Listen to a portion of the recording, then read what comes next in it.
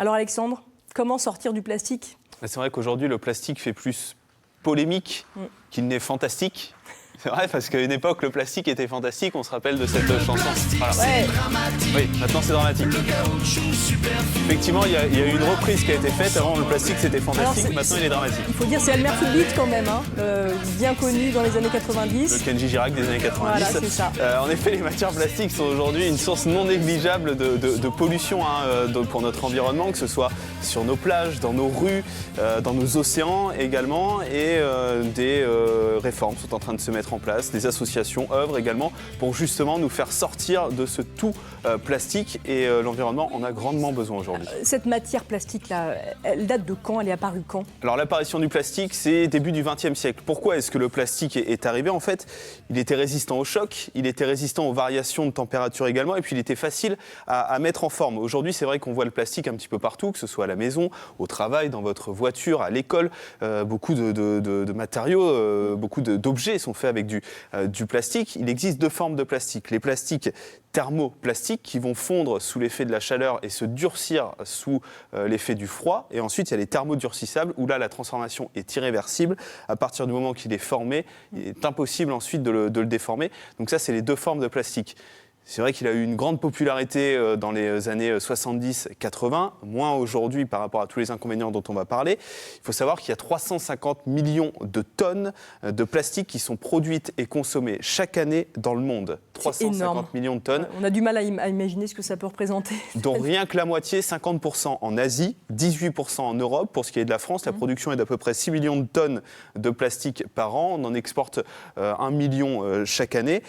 Pour vous donner des chiffres qui sont quand même très alarmants par rapport au plastique, 5 000 milliards de morceaux de plastique sont dans nos océans aujourd'hui. Oui, ça c'est dramatique. Oui. 73% des déchets que vous retrouvez sur les plages sont du plastique. Donc 73%, c'est beaucoup plus que la moitié. 9% de la production de plastique est recyclée, 12% est incinéré, donc 21% incinéré ou recyclé, le reste, ça part dans la nature. Ouais. Ça, c'est les chiffres qui sont complètement fous. Et pour vous donner un autre chiffre qui est fou, c'est qu'1 million de bouteilles plastiques sont vendues chaque minute dans le monde. Ouais. Eh bien, il y a encore du boulot. Il y a énormément de boulot et justement, on va parler des réformes tout à l'heure qui œuvrent pour ça, mais il y a également des associations qui œuvrent pour ça.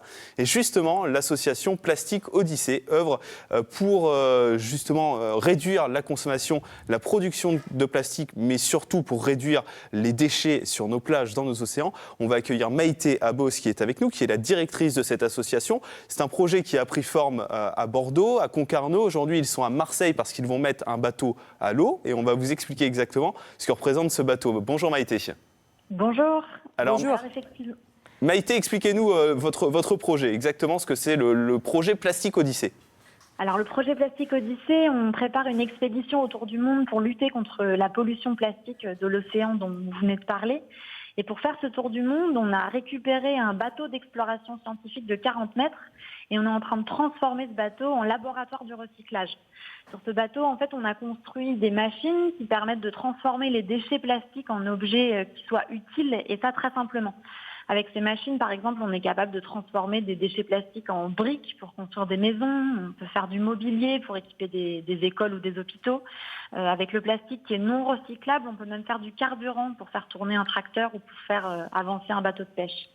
Et ces machines, on a décidé de ne pas y mettre de brevet, de les rendre libres de droit et d'aller en diffuser les plans partout où il y en a besoin. Donc le bateau Plastique Odyssée partira effectivement dans quelques mois depuis le port de Marseille pour une expédition de 3 ans. On a 30 escales de prévues dans 30 régions du monde qui sont particulièrement touchées par cette pollution plastique. Et à chaque escale, on va aller à la rencontre des habitants pour partager des savoir-faire, partager de la connaissance, diffuser gratuitement les plans de nos machines auprès d'entrepreneurs et faire circuler les bonnes idées, les tester et les améliorer avec les habitants des pays où le bateau fera escale. Alors on voulait en parler parce que c'est vrai que ce projet a pris genèse notamment en Nouvelle-Aquitaine. Il y a une vraie urgence avec le plastique aujourd'hui, Maïté, vous qui travaillez dans ça avec votre association tous les jours. Alors effectivement, il y a urgence. Au rythme actuel, si on continue sans rien changer, en 2050, il y aura plus de plastique que de poissons dans l'océan. Alors évidemment, il y a des choses qui se mettent en place à l'échelle macro, politique, industrielle, mais ces changements, ils prennent du temps, ils prennent trop de temps. Et ce temps, je crois que l'océan l'a plus. Donc oui, l'heure est grave et c'est le moment ou jamais de se retrousser les manches, d'expérimenter des choses à petite échelle.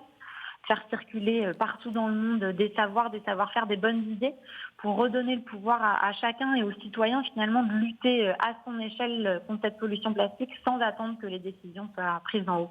Merci beaucoup Maïté, en tout cas. Merci. Le bateau va être présenté le 30 janvier, donc demain, ce bateau qui va partir dans quelques mois sur les océans du monde entier pour grignoter le plastique qui pollue nos océans. Merci beaucoup Maïté. Merci Merci Maïté.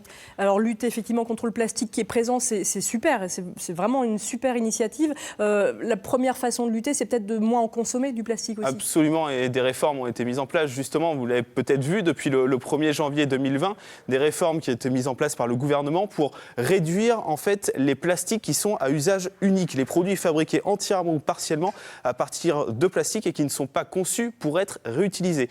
Depuis le 1er janvier 2020, notamment la vente en lot de gobelets. Vous ne verrez plus de gobelets dans les grandes surfaces, dans les magasins, les verres et assiettes jetables également, les bouteilles d'eau plate dans les cantines et les cotons-tiges. Là, c'est bien. Oui, les cotons-tiges, effectivement, sont interdits aussi. Alors, on a pris l'exemple du coton-tige. J'ai pris l'exemple du coton-tige. Pourquoi est-ce qu'il est concrètement interdit, le coton-tige ? En fait, si votre coton-tige, vous le mettiez dans la poubelle, il n'y aurait pas de souci. Enfin, il y aurait du souci quand même. Il y a du plastique dans il y aurait du plastique, mais il serait trié, il serait recyclé, voilà. Ouais. Le souci par rapport au coton-tige, c'est les personnes qui vont les jeter dans les toilettes. Il y en a qui jettent leur coton-tige dans les toilettes. Et le problème, c'est quand le coton-tige arrive dans les stations d'épuration, au niveau des filtres des stations d'épuration, le coton-tige passe à travers, ou alors ça déborde au niveau des stations d'épuration, et c'est comme ça qu'ensuite le coton-tige se retrouve dans nos rivières, ensuite dans nos océans, et forcément les poissons qui vont ingérer les cotons-tiges et qui vont être malades à cause de ça. Donc ça, c'est un exemple concret de pourquoi est-ce qu'on doit supprimer les cotons-tiges, pourquoi les cotons-tiges ont été supprimés. Et vous entendez bien, si vous avez encore des cotons-tiges chez vous, ne les jetez pas dans les toilettes. Et puis il y a des cotons-tiges maintenant réutilisables qui sont super, qu'on peut trouver un peu partout maintenant. Absolument, il y a des alternatives bio, des alternatives originales dont on va parler tout à l'heure. Il faut savoir que les interdictions vont continuer, notamment en 2021 avec les pailles, les touillettes en plastique qui vont être supprimées également, les boîtes en polystyrène. Si vous allez manger des kebabs, vous savez, ces boîtes en polystyrène dans lesquelles on met votre kebab, ça va être supprimé également. Les confettis plastiques, les pics à steak, ça sera en 2021 et ensuite 2022, on va continuer. Et les bouteilles d'eau, parce que... Oui, ça c'est une grande consommation. Une grande consommation. Justement, ça. Par exemple, dans les cantines, ça c'est bouteilles d'eau plate, ça va être... les cantines, mais chez les particuliers, un peu partout. Ça va arriver d'ici 2040, mais ça c'est on a un peu le temps. Hein. On a un petit peu le temps.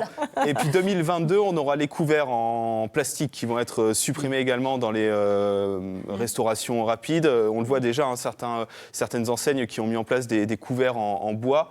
Les assiettes également qui sont utilisées par les organismes qui vont livrer à manger à domicile en fait. Eux aussi vont être obligés de changer leur mode de fonctionnement pour que tout soit réutilisable, tout soit lavable carton, et réutilisable. Exemple, etc. Exactement. Donc ça, le plastique terminé également. Déjà, on trouve quand même moins de sacs plastiques dans tous les supermarchés, grandes surfaces et dans tous les magasins. Oui, c'est vrai, mais on tend de toute façon vers l'objectif zéro plastique à usage unique. Mais il y a un amendement qui a été voté par les députés. Cet amendement demande la fin de la mise sur le marché des plastiques à usage unique à 2040. Donc c'est là où on marche un petit peu sur la tête. Parce on manque un peu d'ambition, on peut le dire. 2040, ça fait un petit peu loin. Ça fait quand même loin. Oui. Et en plus de ça, les commerçants, les enseignes ont le droit d'écouler leur stock. C'est-à-dire que les gobelets en plastique, par exemple, qui sont interdits depuis le 1er janvier sur la mise en marché et sur le marché, vous allez quand même en trouver à la vente, parce que les enseignes vont devoir écouler leur stock. Donc au final, on va vers le zéro plastique, mais c'est pas pour aujourd'hui. C'est quoi déjà la durée de dégradation d'un sac plastique ? Alors ça, c'est assez hallucinant aussi. 450 ans.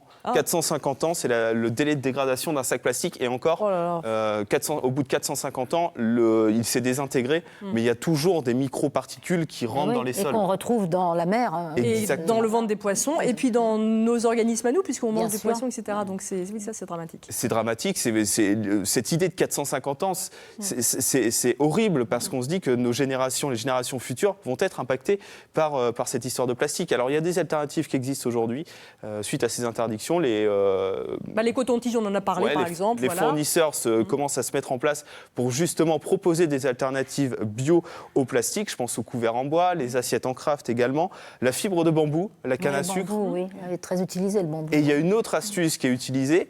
Mais là aussi, c'est un peu paradoxal, c'est qu'on augmente le grammage du plastique pour qu'il soit plus résistant. et qu'il soit réutilisable et lavable. On le voit par exemple dans les festivals, ces gobelets semi-rigides qu'on peut réutiliser, qui sont souvent à l'effigie du festival ou de la manifestation.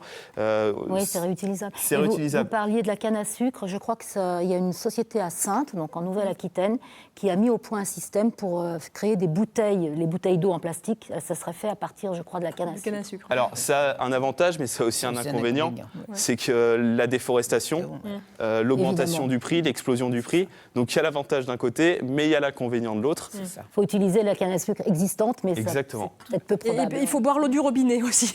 C'est vrai. Mais c'est des petites choses comme ça qui vont faire changer les mentalités. Et puis, on termine avec une alternative originale. On parlait d'alternative bio, une alternative originale. Vous parliez de ces cotons-tiges naturels, des cotons-tiges qui viennent du Japon, qu'on appelle l'oriculi. Ce sont des bouts de bois qui sont incurvés au bout. Vous pouvez laver, réutiliser. C'est 100% naturel, 100% bio, plus de plastique. Et au moins, là, on fait du bien à la planète, bien à l'environnement et bien à son portefeuille aussi. Et bien à ses oreilles. Aussi. Et bien à ses oreilles, c'est important. Parce que... Merci beaucoup, Alexandre, pour toutes ces infos, ces astuces aussi, pour se passer du plastique. Allez, le plastique, c'est dramatique. Mais on peut le dire, effectivement. Et merci en régie.